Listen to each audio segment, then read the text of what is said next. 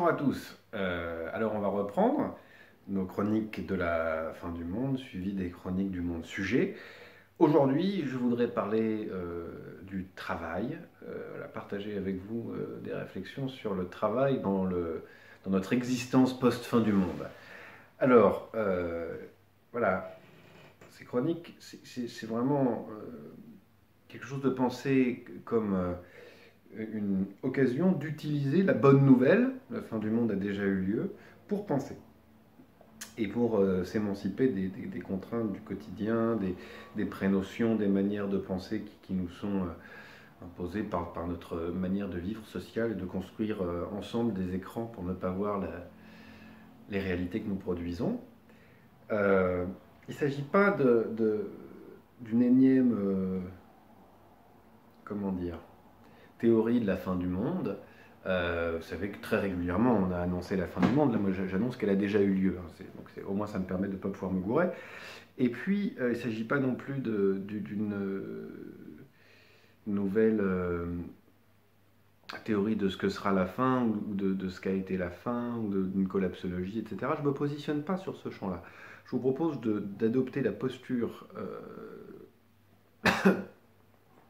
acceptant l'idée que la fin du monde a déjà eu lieu pour penser plus loin et plus précisément les conditions de notre existence aujourd'hui. Alors voilà, aujourd'hui je voudrais qu'on parle à ce sujet du travail. Donc, on va commencer par répéter notre credo dans une posture épouvantablement religieuse. Et puis ensuite on va commencer à travailler sur le travail. Et puis on va se venger. Hein. Et puis après, évidemment, je vous proposerai un petit bout de chronique du monde sujet, c'est-à-dire des portes de sortie, quoi. Comment apprendre à ne pas reproduire en nous la fin du monde. Alors, le credo. La catastrophe n'est pas à venir, elle a déjà eu lieu. Nous sommes déjà devenus des imbéciles incapables de nous corriger en fonction de nos erreurs et de nos crimes. Hein. Nous avons déjà fait...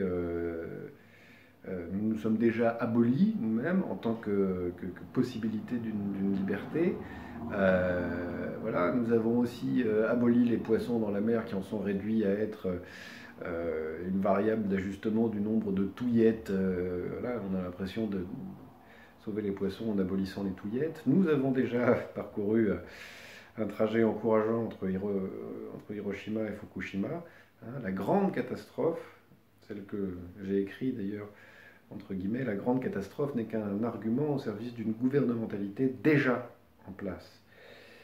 Voilà. Et puisque la catastrophe a déjà eu lieu, puisqu'elle est déjà là, qu'elle est là encore pour s'amplifier, moi je vous propose, à l'usage des luttes et puis de la vie au présent et dans l'avenir, un carnet d'explorateurs des ruines florissantes du monde post-fin du monde, de notre existence post-fin du monde. Bien.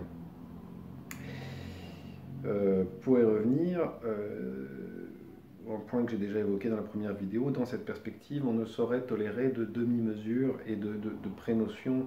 On doit vraiment faire preuve de l'objectivité la plus blessante ou la plus nette quand on traite de ces sujets. Et par exemple, quand on va traiter du travail. Alors, pourquoi j'ai envie de vous parler du travail ? En fait, c'est assez simple. Il y a eu un discours très récent, un discours sur le plan pauvreté du président Emmanuel Macron. Et je me suis fait un certain nombre de réflexions que je voudrais parler avec vous, notamment parce qu'en réalité, par plan pauvreté, il n'a jamais été question, par ce plan pauvreté, pardonnez-moi, il n'a jamais été question d'adresser réellement la souffrance des gens, leur souffrance morale, leur souffrance physique, qui peuvent découler de la pauvreté. Il n'a pas été question non plus, évidemment, de changer de système et de choisir un système qui réduirait drastiquement les inégalités.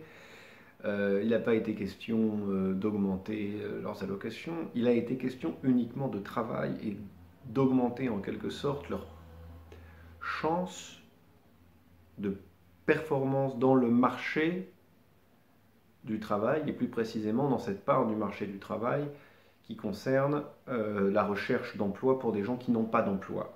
Donc vous voyez, en fait, au lieu de nous dire, voilà, il y a des pauvres, c'est terrible, je vais leur offrir vraiment des soins gratuits, on va faire en sorte que ça existe réellement, que ce ne soit pas qu'un principe, on va appliquer le droit au logement et on va y mettre les moyens, on va augmenter les allocations et développer un revenu universel de tel que personne en France dispose pour sa propre vie de moins de 1 600 € par mois, je ne sais pas, enfin, peu importe quel aurait pu être le modèle, il a été question, en fait, quasiment uniquement, d'augmentation objective des chances de l'agent économique de sortir de la recherche d'emploi. Qu'on prête crédit ou pas, pardon, excuse-moi, qu'on pense ou pas que le plan pauvreté développé par l'administration Macron va fonctionner, en fait, c'est pas là la question. Moi, ce qui m'intéresse toujours, c'est d'accorder la bonne foi aux gens, le crédit de leur bonne foi. Et je pense qu'effectivement, cet homme-là croit que la clé de la prospérité, c'est que tous les agents économiques aient un maximum de chances objectives de réussite. C'est pas du tout la pauvreté, c'est pas du tout la misère, c'est pas du tout la souffrance, c'est pas du tout la dépression, c'est pas du tout l'angoisse, ça ne le concerne pas lui. Il regarde les manettes du marché du travail. Et alors je me suis dit, voilà, aujourd'hui, nous sommes face à une incapacité totale de penser le travail hors destruction du monde, hors fin du monde. Voilà. Et il faut que je vous en parle. Pour le dire encore autrement, on a une multiplicité de facteurs qui nous indiquent que le travail est en crise. Bon. En France, si on compte plus de 6 millions de chômeurs en comptant toutes les catégories, plus les personnes qui sont au RSA, plus les personnes qui ne sont pas inscrites ou qui ont été retirées des statistiques, on sait qu'on a un peu plus de 6 millions de personnes en recherche d'emploi ou sans emploi.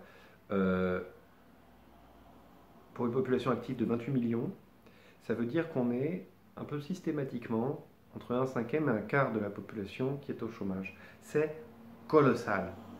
Alors, ça c'est une première crise.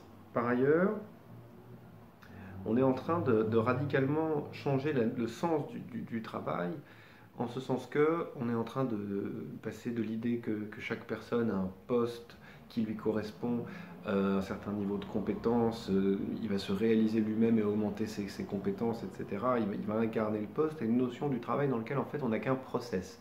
Un process dans lequel il y a des agents économiques interchangeables et qui donc doivent de plus en plus correspondre à une fiche de poste, puisque dans ce cas-là, effectivement, si l'agent économique est une pure fiche de poste, il est interchangeable. Il y a ce très bon bouquin de David Graeber sur les bullshit jobs, c'est-à-dire que c'est cette démultiplication du travail complètement inutile où on a énormément de moi ce que j'appelle les métiers mange-métiers. Les métiers mange-métiers, c'est quand ça n'est pas celui qui a les métiers dans les mains qui crée les règles d'organisation du travail. En gros, c'est la managérialisation du travail. Et puis à partir de là, il y a là, tout le travail qui se fait à partir d'échanges de PowerPoint, de réunions, où en fait aucun travail n'est produit à part un commentaire du commentaire, ce que décrit David Graeber. Bien. Alors, moi, à travers tout ça, ce que je vois, c'est une extraordinaire virtualisation du travail. C'est-à-dire que de plus en plus, comment vous dire,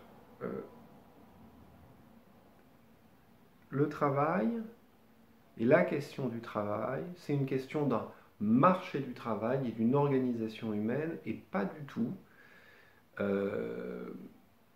Donc ça devient en quelque sorte une discussion interne et pas du tout un projet collectif pour transformer le monde, que ce soit à l'échelle d'une corporation, d'une tribu ou d'une société tout entière. C'est une référence dont le monde a été en quelque sorte expulsé, un système d'autoréférencement dans lequel le monde, l'altérité radicale a été expulsé. Il faut travailler. Il faut travailler, on se doit au travail, pour mériter pitance, on se doit au travail, et pour ça, on doit entrer dans le monde du travail. On parle d'ailleurs de monde du travail, comme si c'était un monde qui était extrait, c'est dans ce sens que je l'appelle virtualisé, sur des valeurs qui sont en quelque sorte abstraites. On peut tout à fait faire de l'argent en détruisant le monde, et donc en détruisant les possibilités objectives de survie pour l'humanité. Et voilà, alors, on a de ce point de vue-là un travail qui est en crise. Il y a d'autres aspects qui sont plus notoires. Euh, Par exemple, ce qu'on va appeler je sais pas, dans la crise du travail de la terre, par exemple, dans les métiers agricoles, où on se rend compte qu'on est obligé d'investir de plus en plus d'argent pour acheter de plus en plus d'intrants sur des terres dont les rendements baissent. Euh, on peut aussi parler voilà, d'une crise de l'activité dans laquelle on veut de la croissance, on veut de l'activité, on sait que l'activité a un impact écologique, et simultanément, euh, alors on a besoin de produire de plus en plus de travail pour produire de plus en plus de valeur, et simultanément on se rend compte que ça nous détruit. Ça encore, pour moi, c'est un des aspects de la crise du travail.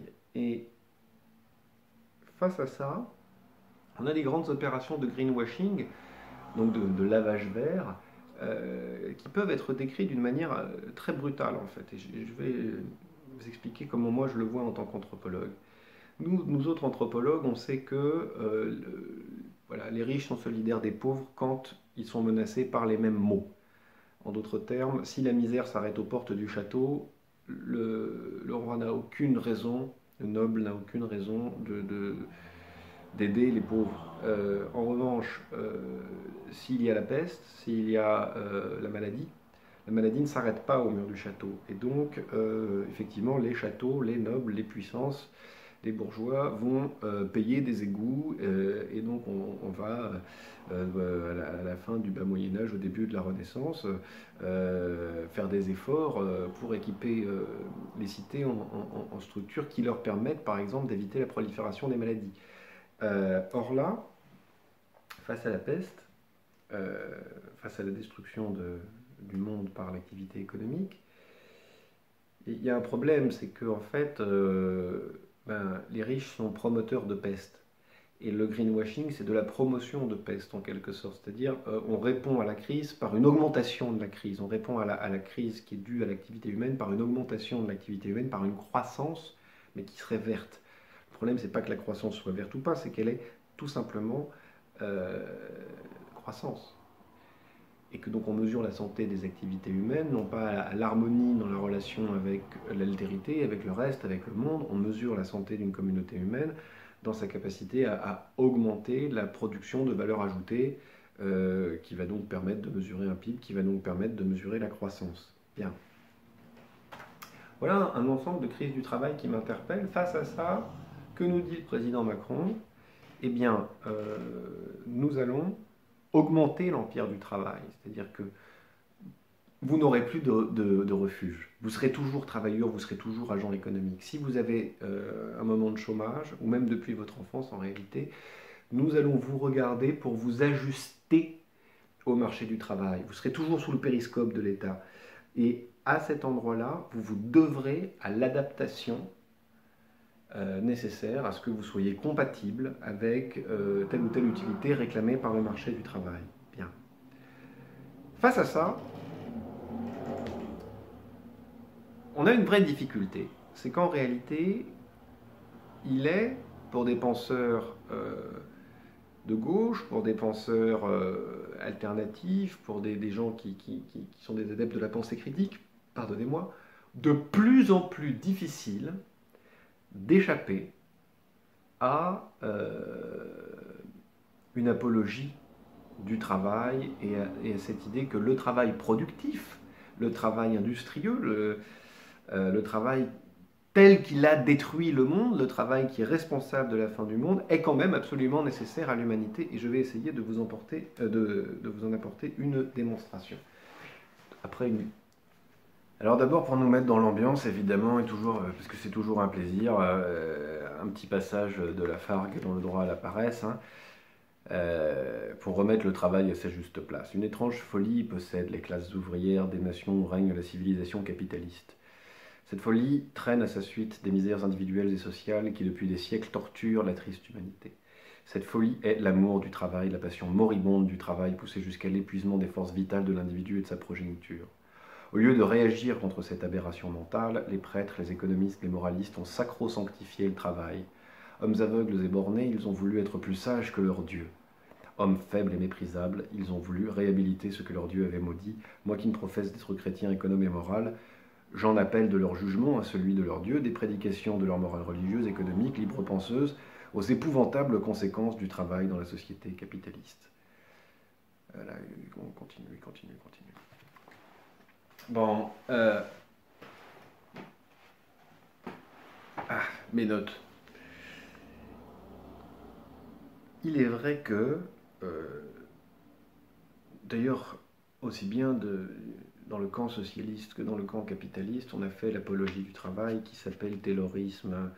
D'ailleurs, Lénine était tayloriste, je le répète souvent, mais que ce soit à travers le stakhanovisme ou à travers le capitalisme, on a deux formes de productivisme qui se sont répandues, et c'est pas dans l'opposition gauche-droite qu'on va trouver la critique véritable du travail. Si on regarde par exemple la notion marxiste du travail, Marx distingue très clairement le travail et l'exploitation. Marx n'est pas du tout quelqu'un qui va critiquer le travail en soi. L'exploitation, c'est une aliénation, c'est une déformation du rapport naturel de l'homme à la nature à travers le travail. Mais néanmoins, il reste dans l'idée que les individus se réalisent à travers le travail et dans ce rapport de transformation de la nature. L'exploitation, c'est l'idée qu'il y a une plus-value réalisée au moment où un individu loue sa force de travail à un propriétaire de l'outil de production, à un patron, si vous voulez, et que cette extorsion monétaire, cette extorsion de la plus-value, crée un rapport aliéné. Non seulement parce qu'il y a une différence qui est faite entre le propriétaire de l'outil de production et le non-propriétaire de l'outil de production, mais encore parce que cette différence implique que un individu, pour travailler, en fait, n'exerce pas sa force de travail selon son libre arbitre, mais loue sa force de travail, loue son corps, voilà, devient un objet de location. C'est le salariat. Mais on a en revanche, dans une pensée marxiste, toujours cette idée que c'est par le travail que l'être humain se réalise. Alors évidemment, la question se pose de savoir comment on fait pour transformer la nature, hein, et dans cette pratique de transformation de la nature, lorsque la nature a été détruite. Hein, bon. Et puis, bon, déjà symboliquement, et puis pas que symboliquement, c'est ce qui nous intéresse ici. Alors, il y a d'autres modèles qui essayent d'amener l'idée que on ne peut pas allouer des richesses, des ressources, uniquement en fonction du travail, qui a quelque sorte un droit humain à la survie qui serait inaliénable et qui par conséquent justifierait quelque chose comme un revenu de base, un revenu universel, un revenu qui aille de soi pour tout être humain sur la Terre, en tout cas au moins dans un pays donné. Seulement le problème, c'est que, à mon sens, ils ne sortent pas du tout du paradigme productiviste. Si on prend par exemple celui qui en est peut-être le plus éloigné, le modèle de Friot, le revenu de base qui irait voilà, entre 1 600 et 6 000 euros, qui serait inconditionnel, mais qui serait accordé,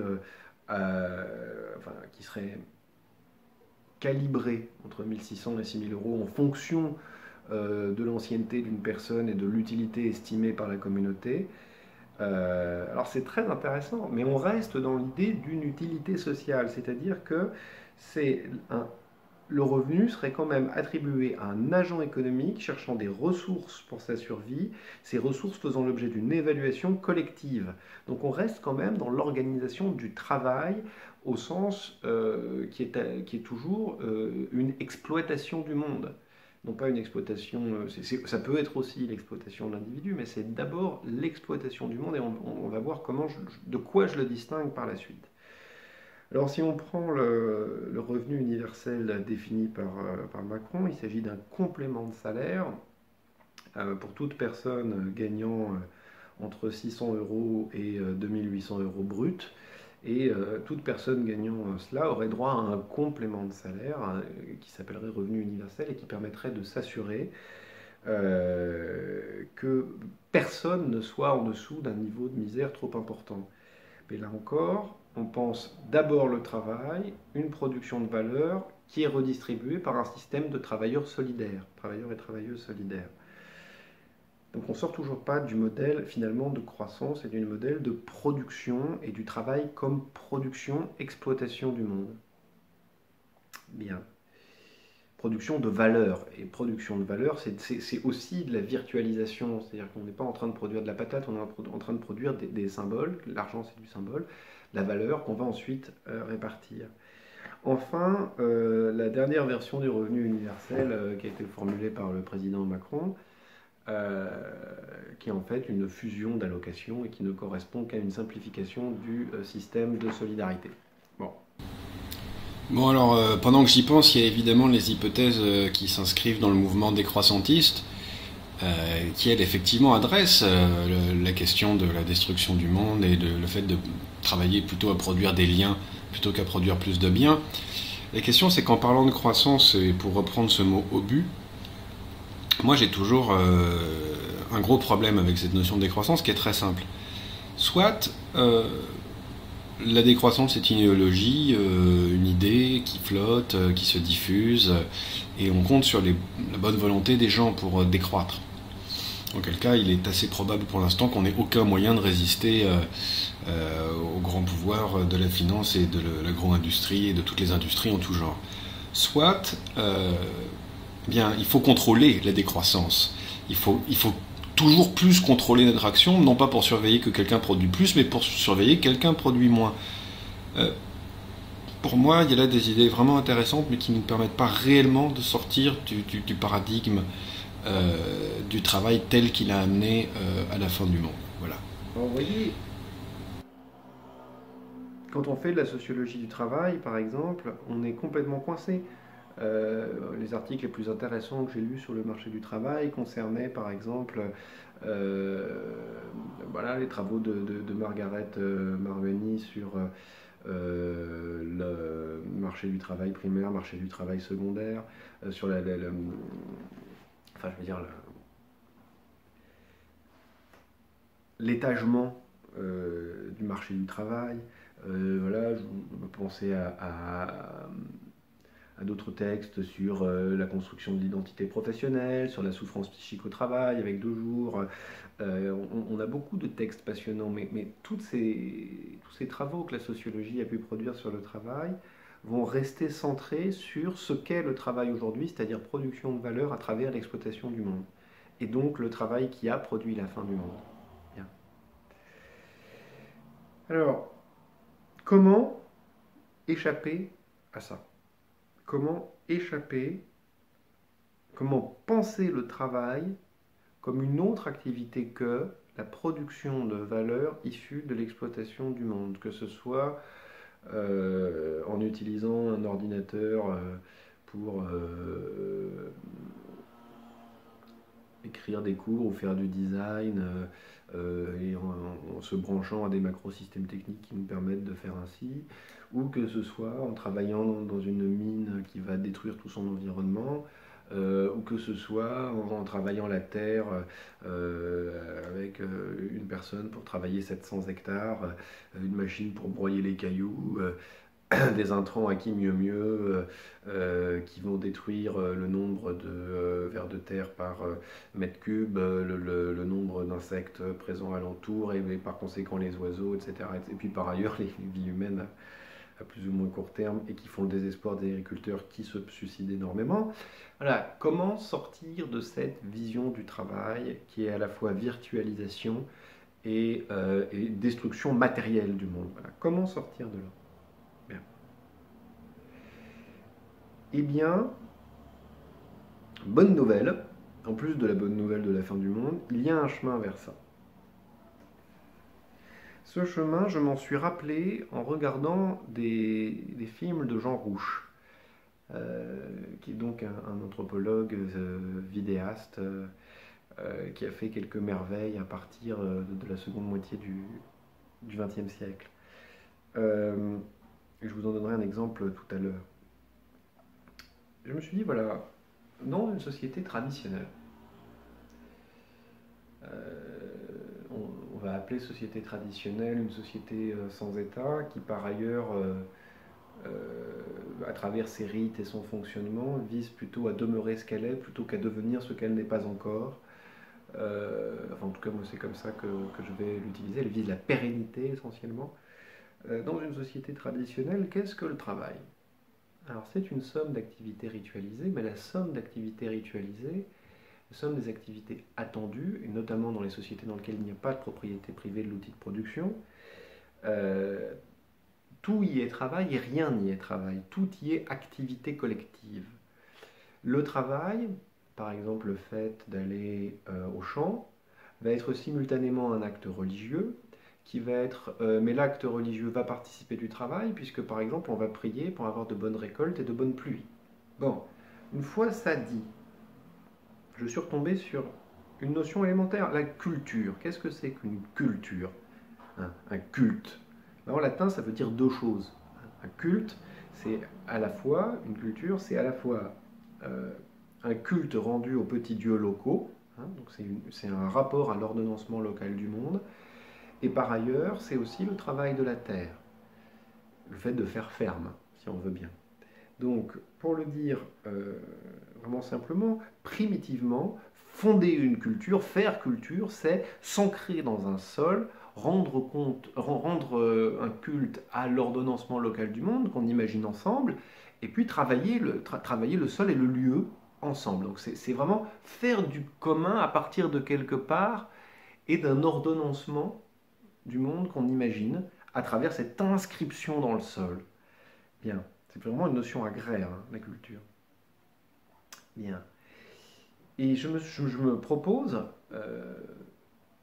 d'envisager l'hypothèse selon laquelle, primordialement,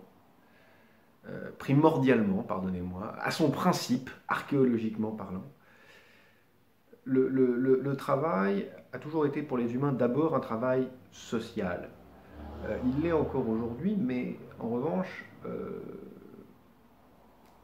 c'est un travail qui vise la sphère du travail et non pas un travail qui vise l'inscription harmonieuse d'une communauté humaine dans un lieu, dans un quelque part, dans un environnement. Alors je vous propose de regarder maintenant, à ce moment-là de la vidéo, un petit film de Jean Rouch qui s'appelle Les hommes qui font la pluie. Et je vous mets le lien évidemment dans les commentaires. Alors dans ce film, vous allez voir une population Songhai qui va faire un rite. Donc on est au Niger et on va faire un rite pour faire venir la pluie. Ça fait 7 mois qu'il ne pleut pas. Il est temps qu'il pleuve pour avoir des bonnes récoltes. Donc on se met à faire de la musique. Il y a toute une hiérarchie sociale qui commence pour faire une petite fête. On commence à danser de manière assez rythmée, mécanique, pour entrer dans quelque chose qui est proche d'un état de transe. On sait pas à travers la caméra de Jean Rouch à quel point les choses sont scénarisées ou pas. Et progressivement, tous les dieux, génies, éléments se manifestent. Le dieu de la pluie, le dieu du tonnerre, celui que j'aime le mieux, le dieu du serpent arc-en-ciel qui plante sa tête dans le sol pour faire entrer l'eau jusque dans les puits et nourrir les nappes phréatiques. Et comment est-ce qu'il se manifeste? En fait, il s'incarne dans les danseurs. Les danseurs se trouvent possédés et d'un coup, il devient serpent arc-en-ciel. Et alors, on va faire alliance avec lui, on va négocier avec lui. Et dès lors qu'on aura négocié, on va presque faire un jeu de rôle. J'en parlais dans un commentaire sur Warhammer 40 000 lore, voilà, qui m'a bien intéressé par là. On revient au Songhai. Donc quelque chose comme un jeu de rôle. Merci beaucoup d'ailleurs de m'avoir donné un. Quelque chose comme un jeu de rôle dans lequel on va incarner les dieux, on va se faire posséder par les éléments, la pluie, l'éclair, la terre, le lien entre les deux, voilà. Et on va évidemment leur faire un sacrifice, on va leur donner de la richesse, donc on va sacrifier de la richesse en quelque sorte. Et puis on paye notre dû aux éléments. Hein. et on les ressent physiquement, on s'incarne dedans, on les souffre si on veut bien. Et puis donc selon le jeu de dés, ça promet, donc on va jeter de l'eau dans un canal, etc., qui représente les dieux et les puissances. On va obtenir de plus en moins bonne pluie pour avoir de plus ou moins bonnes récoltes. Bon. Alors, ce faisant, on limite prodigieusement son action, puisque contrairement à l'Union soviétique qui a détourné des fleuves entiers de la même manière que les États-Unis ou la France d'ailleurs, mais enfin là je pensais à ça, les actions les plus folles quoi, pour irriguer les plaines désertiques d'Ouzbékistan ou du Turkménistan. On a vidé des mers pour faire ça. Là, non. Là, on s'incarne dans les éléments et en fait, on implore sa chance en littéralement vivant l'environnement, vivant pleinement la nature et l'altérité de la nature, en la laissant nous pénétrer. Vous voyez, c'est vraiment très très net. Hein. On fait ça plutôt que ça. Ils n'ont pas détourné le fleuve Niger. Voilà, non. Ben non, ils n'ont pas détourné le fleuve Niger parce que c'est pas comme ça qu'ils se sont organisés. Moi, je pense qu'en regardant ces sociétés sans aucune complaisance, on peut dire qu'ils sont complètement arriérés technologiquement, on peut dire qu'ils sont complètement arriérés en matière de, je sais pas, connaissances scientifiques du monde. En revanche, dans l'organisation de rapports harmonieux avec l'environnement et donc la nature, deux choses différentes, mais on s'en expliquera dans une autre vidéo. En tout cas, dans la... Tiens, je vais le dire de manière provocatrice. Dans la perspective d'éviter la fin du monde, ils étaient bien meilleurs et bien plus avancés que nous. Bien. Alors, ils vont nous amener progressivement à une redéfinition du travail, mais je voudrais vous arrêter tout de suite par rapport à un reproche, à une contradiction que j'anticipe. Ce serait de dire, mais attends, c'est beaucoup trop facile comme ça d'avoir une vision lénifiante du bon sauvage. D'abord, ils sacrifient des chefs, c'est pas sympa. Et puis, par ailleurs, de dire, ils produisent rien, ils produisent pas de richesse. C'est des peuples qui vivent dans la misère, ils ont un niveau de mortalité infantile extrêmement élevé. Le travail, ça peut pas être aussi inefficace. Un culte et la religion, ça peut pas être, voilà, comme ça, du travail. La transe, ça peut pas être du travail. Eh bien, je pense que vous vous trompez. Je pense qu'il y a dans ce genre de cérémonie une extraordinaire efficacité. En d'autres termes, que cette cérémonie fait office d'école, d'éducateur social, de police, de tribunal, et par ailleurs d'action écologique pour sauver l'environnement, et enfin d'organisation de la production agricole. Pourquoi je dis tout ça ?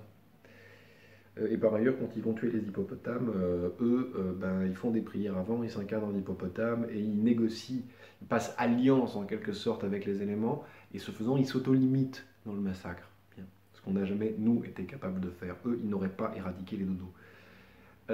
Évidemment, à l'époque, hein, on est au début des années 50. Peut-être les choses ont prodigieusement changé aujourd'hui. Alors, je vous répondrai de la même manière qu'en fait, cette action rend inutile le travail du juge, du policier, le travail de l'éducateur spécialisé, en un sens une partie du travail de l'enseignant, évidemment complètement inutile le travail de l'écolo, etc. Pourquoi ? Parce que ce travail social est réalisé à ce moment. Il y a un prodigieux travail pour produire de l'équilibre social. Et non seulement de l'équilibre social, mais aussi ce qu'on pourrait appeler un équilibre écologique, c'est-à-dire une capacité à vivre en harmonie, non seulement à l'intérieur du groupe, mais avec un environnement à un endroit. C'est ce travail-là qui est fait à travers le rite. Bon. Et un travail d'autolimitation qui permet... Alors, voilà, ce qui me paraît extrêmement important, c'est que leur principe d'action à travers ce culte, c'est pas ce qui pourrait être l'action écolo occidentale qui, sur un modèle médical, dirait primum non nocere, hein, donc d'abord ne pas nuire. Non, il ne s'agit pas de d'abord ne pas nuire. Il s'agit d'abord de faire alliance. Il s'agit de respecter l'altérité. C'est un peu comme un médecin qui, quand il vous rencontrerait, au lieu de dire bon ben je vais être parfaitement objectif avec vous, et mon premier but, c'est de ne pas vous nuire, puis ensuite, peut-être, c'est de vous guérir. Ça serait de dire, ben voilà, je vais essayer de passer alliance avec votre corps, de vous comprendre, de rentrer dans... Ah, évidemment, ça ne serait pas du tout dans notre principe d'efficacité de médecine occidentale, etc. Ça serait une autre pratique. Mais je pense que maintenant, vous comprenez un peu plus clairement ce dont je veux parler. Ils sont dans un travail qui, par exemple, nous éviterait toutes les mesures de lutte contre voilà, les trous dans la couche d'ozone et la pollution des eaux. C'est des gens qui n'auraient pas pollué les eaux parce qu'ils auraient utilisé trop de nitrates. Et effectivement, on est dans un modèle beaucoup plus fruste, en un sens, que des modèles productivistes, mais cependant, qui ont déjà fait tous ces pas que nous attendons. Donc, évidemment, il ne s'agit pas de devenir Songhai, ça serait ridicule, et puis les Songhai, ils ont probablement des pratiques très différentes aujourd'hui, j'en sais rien d'ailleurs, c'est Jean Rouge qui est allé.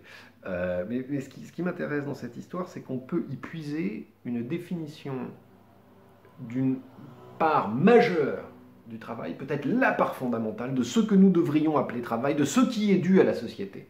Et ce qui est dû à la société, c'est, et c'est ce que j'appellerais dorénavant travail, pour notre existence post-fin du monde, pour notre promenade dans les ruines florissantes post-fin du monde, c'est le travail comme scénographie consciente du monde, cette mise en scène du monde commun, cette mise en scène de la relation harmonieuse que le groupe entretient avec le monde commun, cette mise en scène de la relation harmonieuse qui constitue en réalité simultanément ce qu'est ce groupe-là et le monde commun.